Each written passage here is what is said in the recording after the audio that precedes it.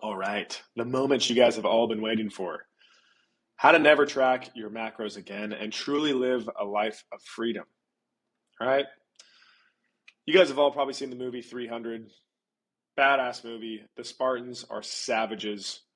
Okay, and there's a scene where they say, "Hey, Spartans, what is your profession?" And they all say, "Oh, oh, oh." Now, do I know what that means? No, I don't. I think it means we're here to fuck you up and kill you, and we don't care how many of you there are. 300 of us are gonna fuck you up. But I thought it'd be funnier if it was like, "Yo, Spartans, what are your macros?" And they're just like, "Dude, we don't give a fuck what our macros are. We're still gonna fuck you up. We eat food as a source of fuel. We know what to eat. We know how to eat, but we don't give a fuck what the macros are." That's kind of my approach. That's kind of what I think about. So the thing with the Spartans, though, is like they were absolute savages. They were warriors, and they had a clean diet, right? They ate a lot of whole foods. Let me actually just, I'm thinking I'm getting a little bit ahead of myself. But here's the thing: like they used food as a fuel source to power their workouts and daily movements. They only ate real food, and they moved their body on a consistent basis, right? They were always training. They were always fighting. They were preparing for war. They were constantly moving their body. So the thing is, as technology has advanced, it's helped us in a tremendous amount of ways. But when it comes to food, we don't need to overcomplicate things. Okay, these warriors, these Spartans, they ate clean protein like beef, lamb, chicken, eggs, right? And they had healthy fats like avocados, olive oil, butter, milk, and eggs. And most of their carbs came from fruit or fresh baked bread, right? They weren't drinking protein shakes, eating protein bars, oatmeal, gummy bears, ice cream, whole bunch of bullshit, right? They were using food as a fuel source, and they would self-regulate. Like they knew, they were aware of what they needed to eat to feel their best when they were going out to battle, what they needed to eat when they got home from training, if they were going to be gone for a while. Like they were very in tune with what made them feel good, feel energized, and look good. Because if they looked good, they were going to perform good as well, right? They kind of went hand in hand. So the main thing, right, when you focus on eating real food, not a bunch of processed bull crap, you begin to notice a couple key differences. Okay, the first and foremost, you're going to be more satiated. So you're going to eat less calories as a result, right? Doesn't mean necessarily less food because you can eat usually a lot more volume of food when you're eating whole foods because it has less calories than processed foods typically. But calorie wise, you're going to be eating less foods. Your digestion and gut health is also going to improve. You'll notice you probably stop having stomach aches, and your bowel movements will be a lot cleaner. And then, most importantly, right, your physique will begin to change. And that's for two reasons. One, most of the time you're going to be eating less, so you'll be in a calorie deficit, and you'll be burning fat. The second is, though, your body's going to have more micronutrients from the food. It's going to be able to perform better. It's going to help with your thyroid function. It's going to help with your metabolism. All in all, it's going to be very beneficial for you when you start eating more real food. Okay. Now, here's the thing. I want you to imagine there's two ends of the spectrum. On the left over here, we got a guy that hits the gym 7 days a week. He's always working out. He's always pumping iron. But his Achilles heel is he eats like shit, right? Whatever he sees, he eats. He can't control himself whatsoever. So he's big, he's strong, but he looks kind of pudgy, right? We've all seen this kind of guy in the gym before. They're always lifting a ton of weight, but they always got a belly. They're always chubby, okay? Then on the other end of the spectrum, we got somebody who never, ever goes to the gym, but they have the cleanest diet in the world, right? They they like use food as a source of fuel. They don't do any lifting. They just walk, they run. And so as a result, like they don't have a ton of muscle. Okay. If you know who either of these two guys or both of these guys are, kudos to you. Okay. So this is two ends of the spectrum. Where we get the magic is when these worlds collide. Okay. When someone who is dedicated to the gym and focusing on getting strong every single week, and they also focus heavily on eating as clean as possible, this is where the magic happens. This is where you get a powerful physique, where you effortlessly get attention and compliments from those around you, right? This is the focus. We want to have a rare physique. And it's trust me guys, it is so easy to have a rare physique nowadays. You look around and fucking everybody is overweight, right? If you're not overweight, it doesn't even matter if you're not in like jacked or like muscular. If you're not fat, you're already in better shape than 90% of the people around you. Okay? But if you can put on muscle mass in the right areas and really have your physique stand out, it doesn't mean you need to look like a bodybuilder, right? But if you can at least have respect for the way that you look, it's incredible. And here's the thing, like I said, it's not that hard nowadays. Okay, so when you understand how important food is as a fuel source, let's dive into how we approach eating to make it damn near effortless to see results without tracking any of our calories or macros. Okay, because I don't want you guys to be a slave to looking at the barcodes or the food labels and taking pictures of the barcodes and always worrying about calories and macros. Okay, I've never tracked calories, I've never tracked macros, and I've been able to attain the physique that I have, right? Without that, it's possible, right? And I've taught dozens of other people how to do the exact same thing. Okay, so I'm going to go through exactly how this works and show you how the right diet will act as rocket fuel for your physique. Right? If you're working out every single day, but you're eating like shit, it's not going to help you. Right? And if you're eating super, super clean, but you're not working out, you're not going to look good either, right? We got to combine the best of both worlds. So there's the 5-step process to stop tracking macros. Okay, the first is the 90-10 approach. The next is prioritizing your protein intake, weighing yourself daily, hydration and fasting, and then lastly, daily movement. Okay, but before we get into that, I want to talk about macros a little bit, just so you have an understanding of what macros actually are and how they work. Okay, so there's 3 different macros. Okay, there's protein, there's carbs, and there's fats. For each gram of these, 1 gram of protein is equal to 4 calories, 1 gram of carbs is equal to 4 calories, and 1 gram of fat is equal to 9 calories. Okay, so each macro has a different amount of calories per gram, and because fat is more than double the amount of calories per gram, it's why it's been villainized in the past. Okay, and why there's so many food options out there that are fat-free or low-fat, simply because it lowers the total amount of calories.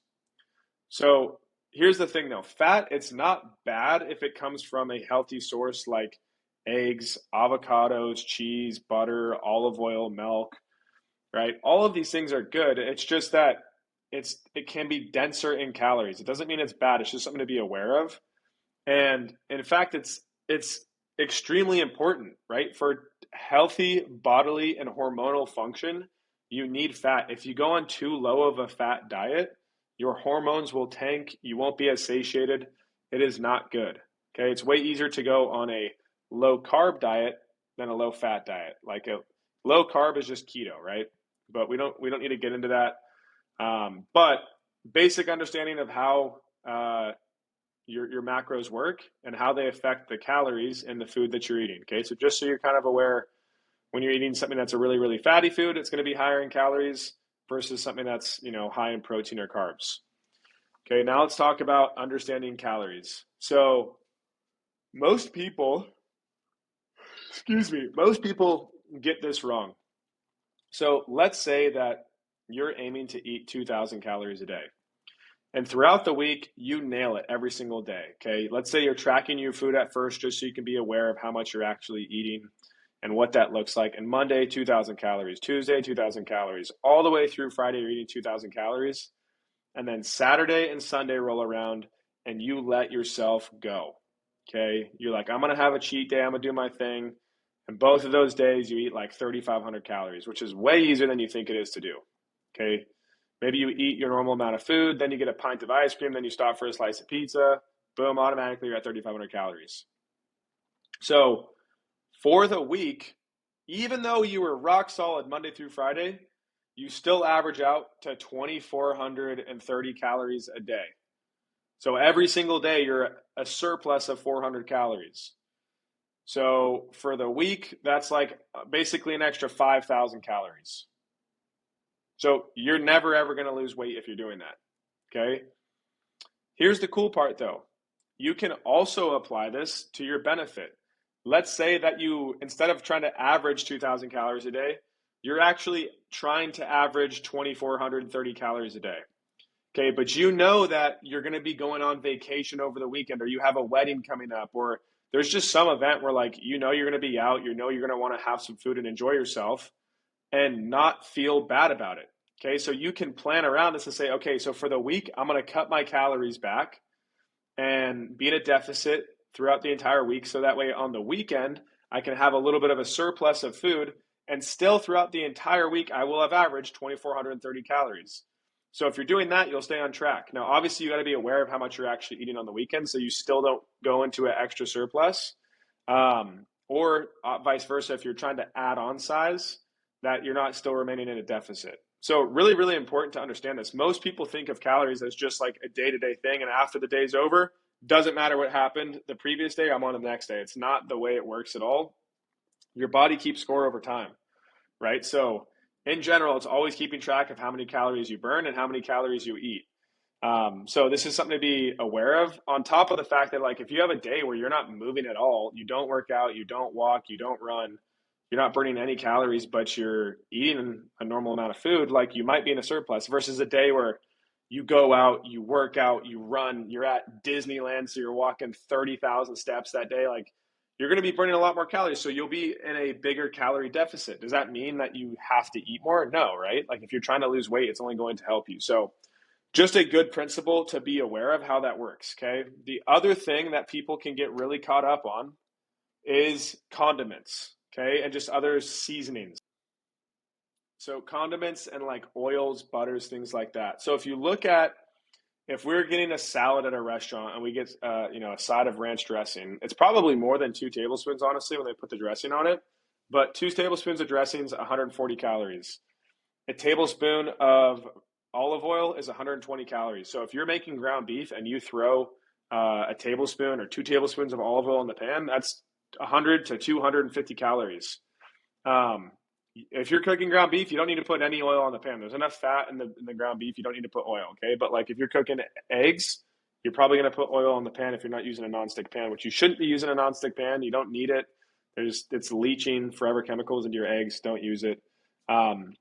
Most butters, if you're getting like a grass-fed butter, I believe it's 110 calories per tablespoon.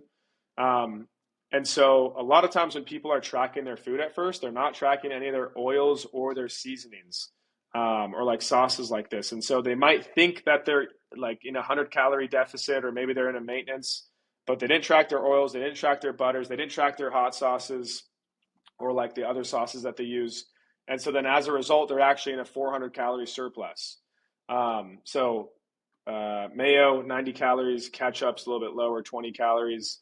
Then we get into the really low calorie stuff. So these are all, this is also a tablespoon, and then these are teaspoons. But 10 calories for soy sauce, 5 calories for sriracha, 0 calories for mustard, and 0 calories for Tabasco. So just be aware of that. Like, the more simple you can have your food, the less sauces and whatnot you can put on it, the easier it is to stay in a calorie deficit if that is your goal. All right, let's get into it. Sorry, I'm filming this late at night and I keep yawning, but the 90-10 approach. So we want to eliminate as much processed food as possible from our diet. We want to treat grading our diet as if we were getting graded in school. So most people always preach like, oh, just take the 80-20 approach. Like 80% of the time, eat clean, 20% eat whatever you want. Okay, but if you think about it, if you're taking the 80-20% approach, you're going to end up with a B- physique. And in fact, you're 1% away from earning a C, otherwise known as an average physique, right? You're 1% away from being average.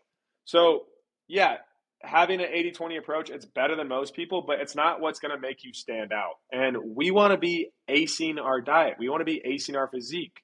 So if we want that, we're going to have to take at least a 90-10 approach, better yet, a 95-5 approach, okay? This is where you begin to see real change, right? And it makes sense. If you think about, if you're just grading yourself, if 90% of the time you eat super clean, 10% of the time you eat what you want, you have some processed foods, it's not going to affect you negatively, right? But the more real food you can eat, the better grade you're going to get, okay? And the reason it's super important to eat more whole foods is because It's very hard to overeat steak, potatoes, fruit, things like that because they are so satiating, right? If you have chips and candy, you essentially have a bottomless stomach. Like processed foods, they are designed to be extremely addictive and have very minimal micronutrients.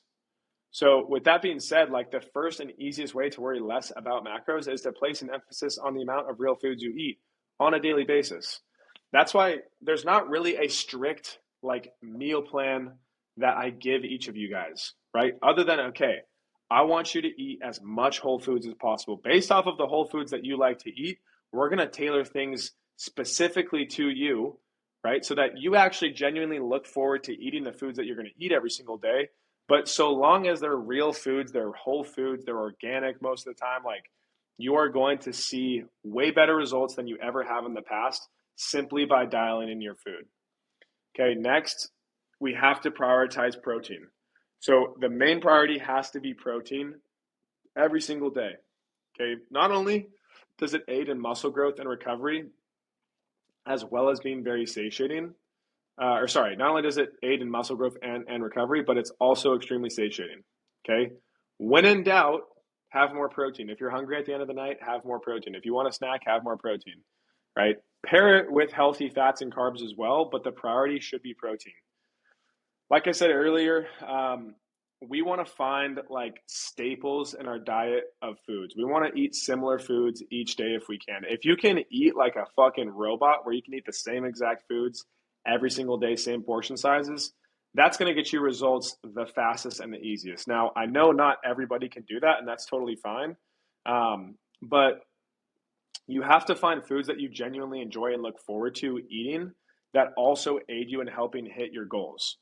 Right. And so when I talk about like staples, I want you guys to imagine Chipotle. Now, I'm not a huge fan of Chipotle. Do I think it's the worst thing? No, I just personally don't feel that good when I eat Chipotle. So I'm not necessarily advocating for Chipotle right now, but just as an example, if you go to Chipotle, they have the same staples there every day, right? They have their white rice, the brown rice, the beans, the different kinds of meats, the chicken, the cheese, the salsas, the avocado, the dressing, right? The queso.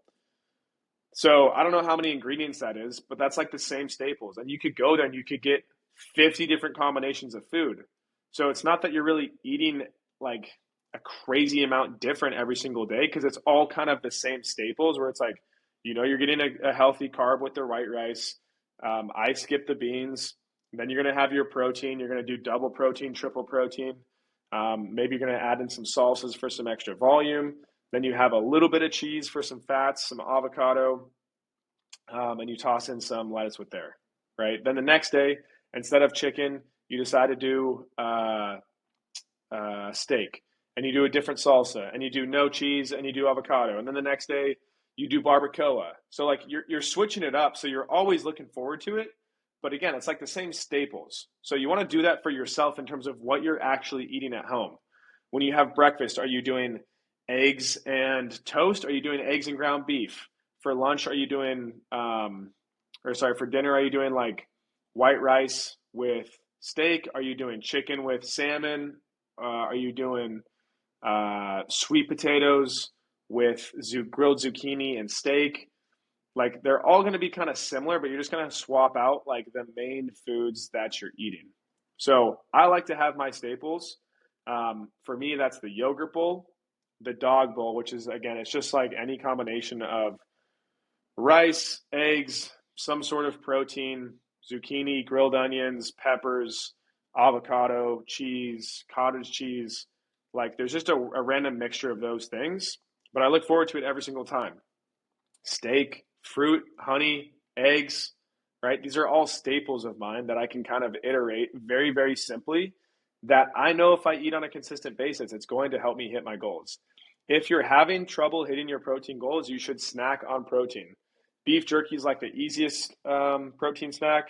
Greek yogurt is also awesome. You can add like a scoop of protein powder to that.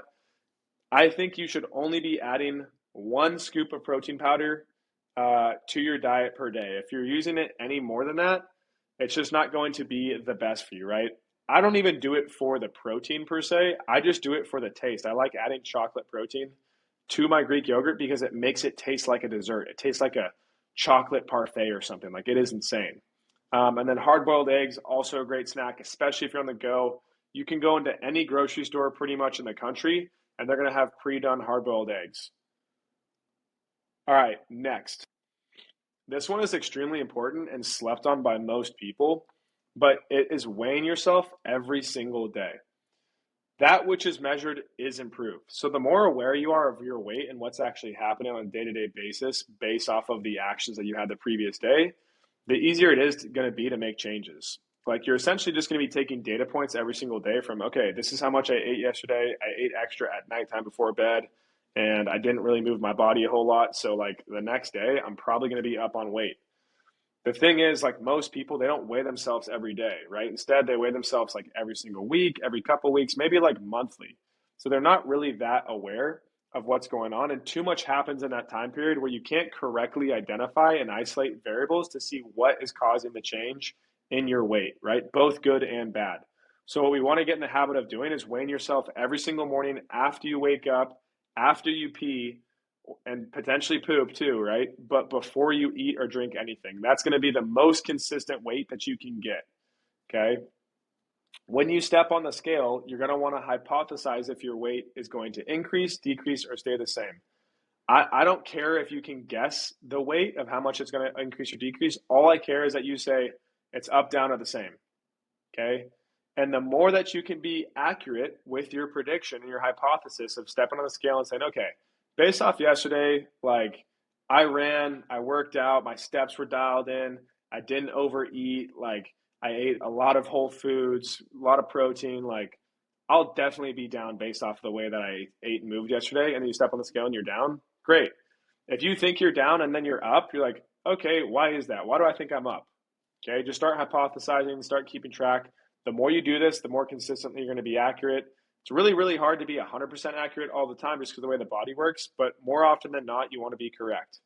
Okay, we want to pair this with taking progress pics every single week. So your weight, it's not always representative of the change that occurs, because sometimes you'll think you're supposed to be down and you step on the scale and it's the same, right? But what may have happened is that your body fat percentage dropped and your muscle mass increased. So you did a recomp, and that's why your weight's the same. But that's actually really good, right? We want that to happen. And so if you're not able to see that, right, with just the number on the scale, you can do the eye test, right, which is taking pictures every single week, seeing the change in your physique. If you take a picture every single day, that's too much of a frequency where it's hard to actually see what's going on. So this is like the opposite of weighing ourselves every single day. We want to take a picture like once a week. You guys are already going to be doing that, but even when we're done working together, it's a good habit to get into. So you can just kind of see what's going on with your physique. If you think you're losing body fat, gaining muscle, whatever. Okay, but to take the guessing completely out of it, get yourself a Hume scale. Okay, all of my clients that have a Hume scale always have much better results, right? Because again, that which is measured is improved.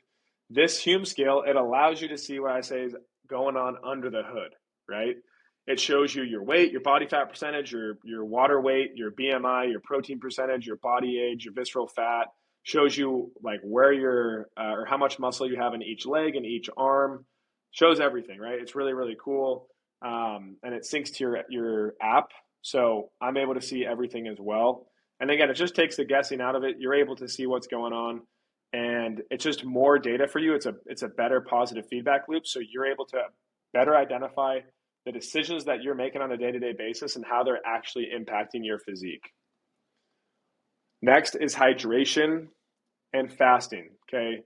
This is primarily if you were trying to cut or maintain weight. If you're looking to bulk, like a lean bulk, probably not the best option for you in terms of fasting, but you can still do it. Okay. So first things first, we want to hydrate properly in the morning. Okay. 24 to 32 ounces of spring water, reverse osmosis water. If you don't have either of those, then do filtered water. Don't do any tap water. Okay. And then you're going to add electrolytes back into the water. So you can either use Baja Gold salt, which is just like plain salt with electrolytes added into it, or Santa Cruz Paleo, which is electrolytes and flavor. If you're hungry in the morning, you'll notice that hydration, especially with electrolytes, will alleviate hunger. There's a lot of mornings where I wake up and instantly, like, all I'm thinking about is food and I want food so bad. And then I have 24 ounces of water and I'm chilling. I don't think about food for the next couple hours. Okay. Once you start to get hungry, you can use caffeine to extend your fast and improve your focus as well. So, black coffee, espresso, tea, you don't want to add any cream or sugar because that will break your fast, right? Anything with calories is going to mess you up. Because coffee and espresso doesn't have any calories in it, it's totally fine, okay? Or tea. And just in general, like even once you break your fast and you start eating, you want to try and limit liquid calories as much as possible. Okay, obviously I don't want you guys drinking any sodas and shit, but like just be aware of when you have like a coconut water, like that has, I think it's like 100 calories. Not a huge deal, but just something to be aware of. If you're having like protein shakes, those are pretty calorie dense. Um, Alcohols are pretty calorie dense. So just be aware of it. The more you can just stick to water, the easier it is going to be to lose weight. Here's the cool thing about fasting and why I utilize it. It shortens your eating window and allows you to eat bigger meals while still staying in a calorie deficit. So, let's say you're trying to have 2,400 calories a day and that's going to be a calorie deficit for you. Rather than having three meals that are each 800 calories, what you're able to do is break your fast with a smaller meal, let's say 300 to 500 calories. This could be anywhere from noon to 2 p.m., 3 p.m., right? Your second meal can be 1,600 calories. It's going to be a really big meal, right? And that's usually going to be like a late lunch or a dinner. And then the cool part about this is you still save room for a snack after dinner. That's when most people have cravings. So on the low end, you're going to have 300 calories for a snack. On the high end, you're going to have, what is that, 900? My math is slow right now. 700, right? 700 calories. So you can have a yogurt bowl, you can have a shitload of fruit, you can have some dark chocolate. So if you move your calories around, just like we were talking about with the week, you can do the same thing with the day, right? You can move it around between the meals so that you can still have these massive meals and feel satiated. If you don't want to have a 1,600 calorie meal, then you can make it maybe 1,200 calories. So you take away 400, then you add 400 to your lunch. So then you have 900 calorie lunch and a 1,200 calorie dinner, right? Still both very, very satiating. And you still have room for a snack, right? And if you don't want to snack at all, then you can add that in and just have two massive meals. However you want to manipulate it so that you can be aware of how much you're eating. And again, I just show the calories so that you guys are kind of aware how it works. Once you start doing this for a while, you're going to have an idea of how much each food and each meal that you have, how many calories it is, and what you can kind of eat on a day-to-day basis to not lose weight, to gain weight. It's going to literally be put, like we talked about earlier, on autopilot for you guys. That is the goal with this, okay? Daily movement. An active lifestyle will always aid in having an athletic physique.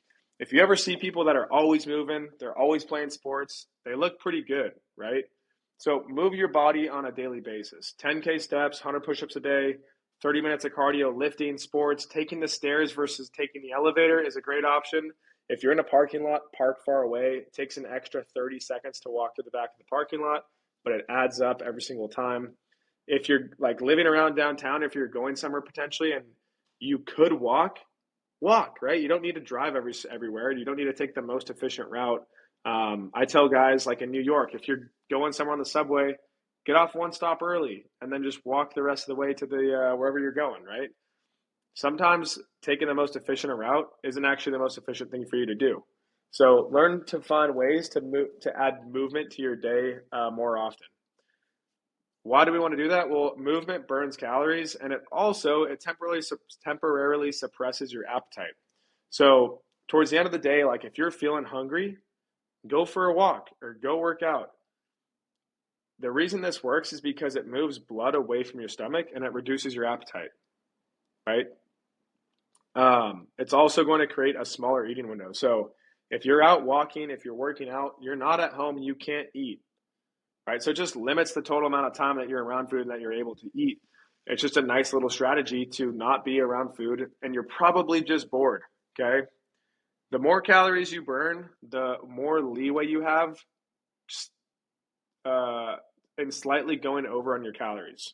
Okay, so what I mean by that is if you burn an extra 1,000 calories a day, it's really hard to eat an additional 1,000 calories a day if you're eating real food.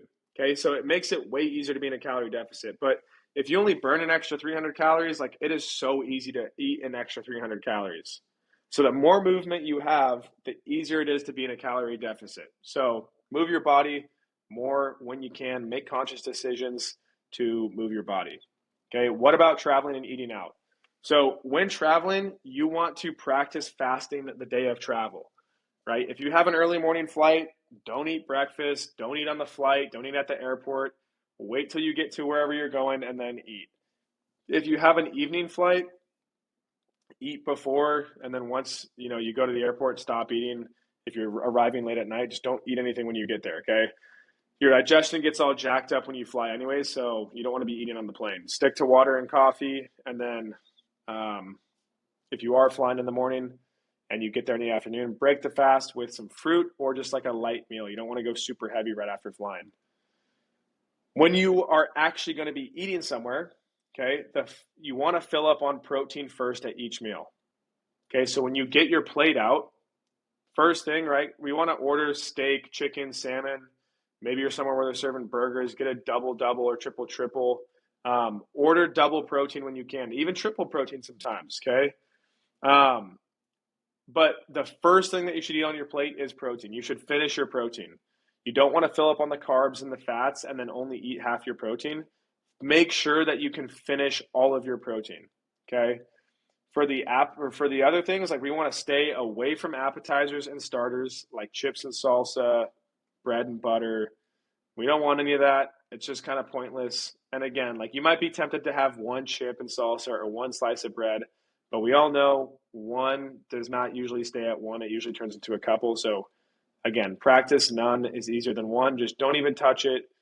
Just sit there for an extra 5-10 minutes and your food will come out and you will be so happy that you filled up on real food rather than chips and bread. Okay, and then if you're going to get a side, it should be grilled veggies, salad, baked potato, something like that.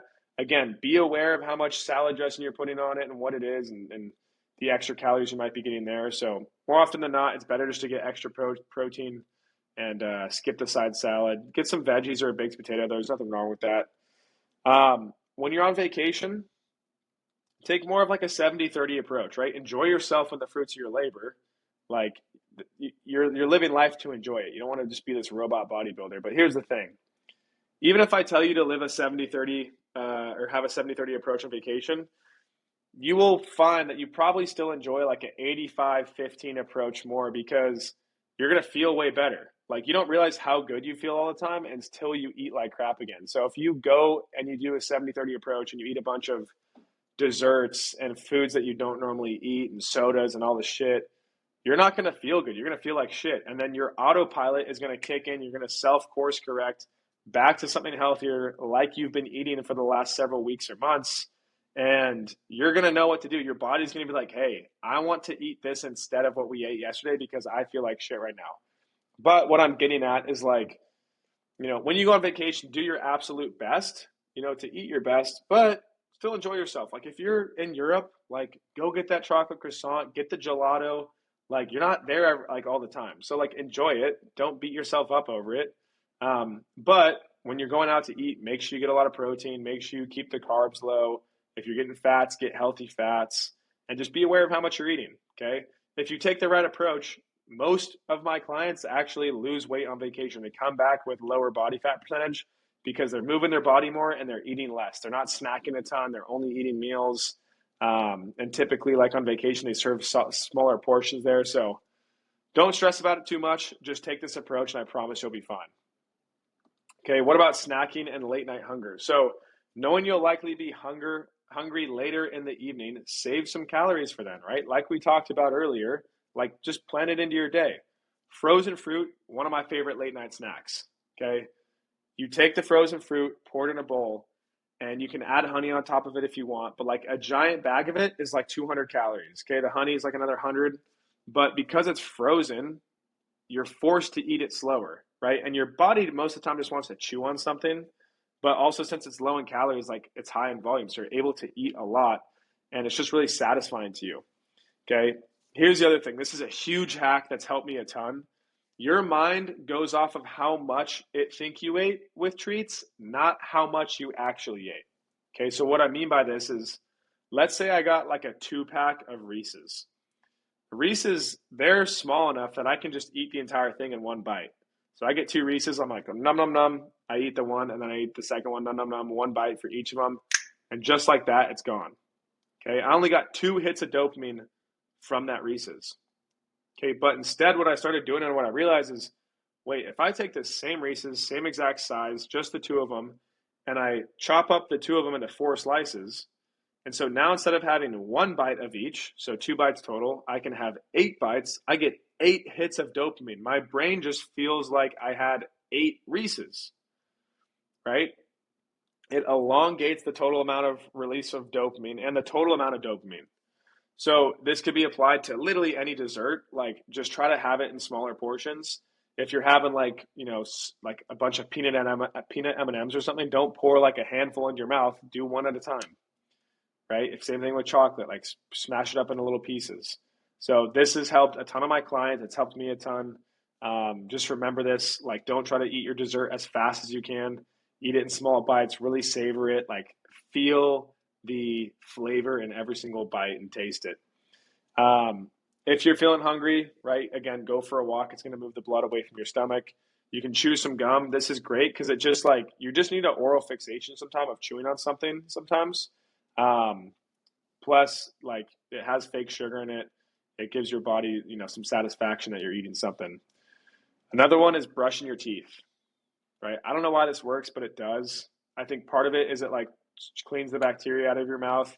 But also, I think it's just enough friction where you're like, I already brushed my teeth. I don't want to eat something else because if I eat something else, I'm going to have to take 2 minutes again to brush my teeth. So just a little bit of friction like that can make it a lot harder to, snack later at night.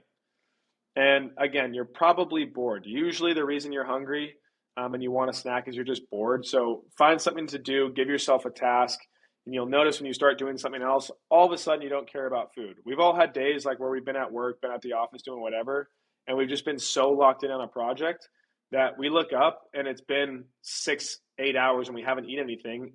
And on top of that, we're not even hungry. We're like, whoa, man, I could have been going for a lot longer and had no food and I would have been totally fine. So just keep that in mind. The two most important things with this whole thing is overall awareness of what you're doing, what you're eating, how you feel when you eat these foods, how it affects your body, right? How it's helping impact or how it's helping hit your goals or take you away from your goals. And having that all awareness, being more intentional with the things that you're doing on a day-to-day basis. Okay, so the more awareness you have, the easier it is to make decisions because you know why you're making those decisions because of the effect it has on your body. So the more awareness, the more intention, the better your physique is going to come. And if you refer back to the I'll watch your feet module, all this is upgrading your autopilot. Okay, and we can just keep on upgrading it every single month to a better version of an autopilot. But autopilot updating comes through awareness and intention and through data. So hopefully you guys got a lot from this. It's simple changes, right? It's not always easy, but if you can start applying it, I promise you it's going to make the world of a difference for you guys.